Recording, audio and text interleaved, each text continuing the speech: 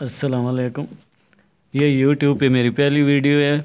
मैं वैसे writing teacher भी हूँ, पढ़ाता हूँ बच्चों की। आजकल राइटिंग का बड़ा मसला बना हुआ है, जिसकी वजह से उनके पेपरों में नंबर नहीं आते, लिखने का उन्हें मालूम नहीं है, जिसकी वजह से इमला में गलतियाँ भी होती हैं और ग्रेप करने के तरीका भी उन्हें दुरुस्त तरीके से अगर शुरू से गाइडलाइन बच्चों को दी जाए, किस तरह पकड़ना है, ग्रेप कैसे करनी है, अल्फाज कैसे बनाने हैं, जो आजकल बच्चों के लिए फिर परेशानी भी बन रही है कि वो सही तरह से ना लिख पाते हैं, ग्रेप नहीं कर पाते।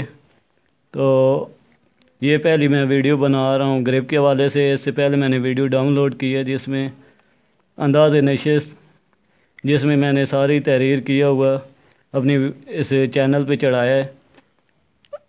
आज आपको मैं बताता हूँ कि ग्रेप किस तरह करते हैं।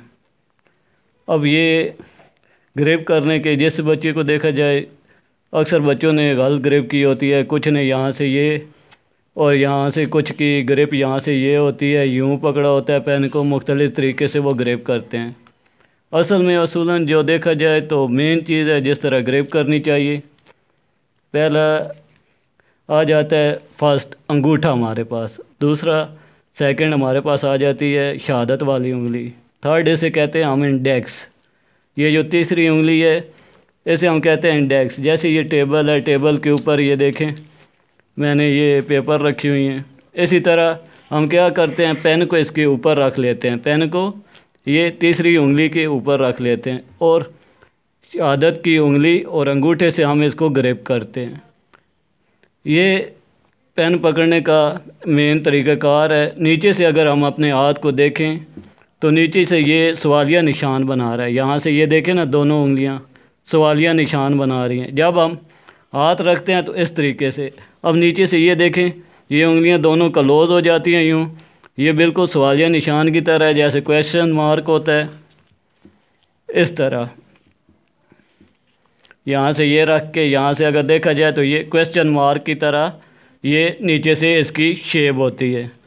अब ये देखें, ये मेरी ग्रिप है, यहाँ पे ये उंगली की लास्ट पे ये जो हड्डी बन रही है, ठीक है, उंगली के लास्ट जो स्टेप पे। अब यहाँ से पीछे से पेन इधर अटैच होता है।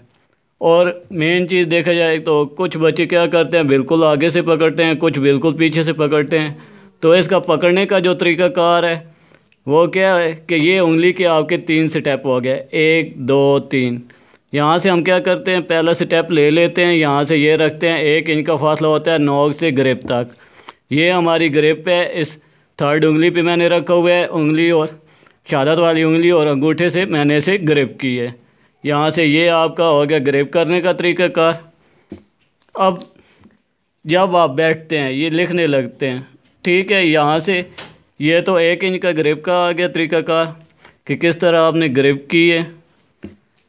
जब आप बैठते हैं, लिखते हैं लिखने के लिए, तो यहाँ पे आपने ख्याल करना है कि आपकी कूनी बिल्कुल आपके टेबल के बराबर हो, ठीक है, ताकि लिखने में आपको आसानी रहे, आसानी हो तक। और जो पेपर है, पेपर में और सर का फासला ये तकरीबन 8 इंच से 1 फुट तक होना चाहिए। ज़्यादा झुक के लिखते हैं जिस हमें थकावट हो जाती है, या फिर आप ज़्यादा अकड़ के लिखते हैं कुछ टेक लगा के, जिसकी वजह से, और ज़्यादा जो झुकते हैं उनकी आंखों में दर्द, पानी शुरू हो जाता है।